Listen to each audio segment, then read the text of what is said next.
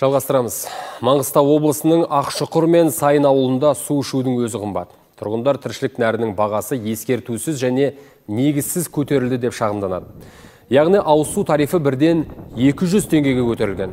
Бір қызығы тарифтің өскенін ауыл әкімінің өзі білмейтін болып шықты.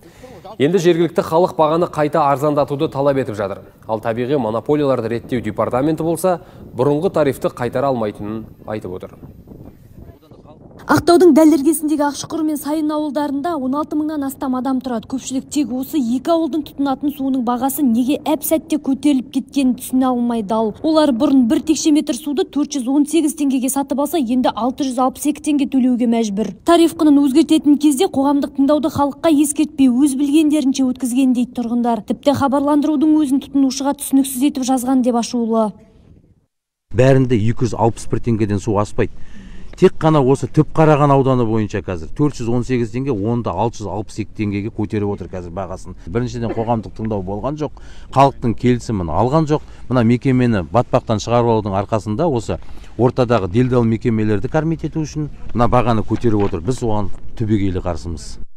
Қоғамдық тыңдау өтті дейді. Біздің ауылымыздың әкімі де білмейді, депутатымыз да білмейді. Біздің осы ауылдағы екі ауылдың, Ақшұқыр мен Сайын ауылының 17 мың адамның ішінен бір адам естімегені бізге бір жұмбақтау болып тұр.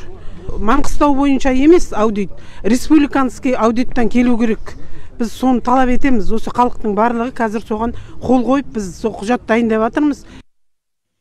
Бағаның өскені өз алдына ауылдықтар ішерге су таппай отыр. Каспий жағасында тұрсақ та өзегіміз кеуіп отыр деген жұрт су таситын көлікпен тіршілік нәрін сатып алып шаршаған. Бір көлік судың өзі 5000 теңге тұрады дейді олар. Ал табиғи монополияларды реттеу департаменті тариф заң бойынша дұрыс бекітілген деп отыр.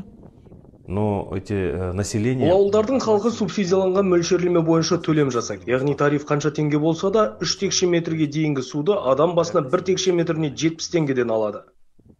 Ал тіршілік нәрінің 600 теңгеден асып кеткенін Сайын ауылы әкімінің өзі де білмейтін болып шықты. Дегенмен жауапты органдар тариф бағасы енді өзгертілмейді деп отыр. Тұрғындар сотқа жүгінуге дайын екенін жеткізді. Махаббат Нұржанқызы, Информбюро, Маңғыстау облысы.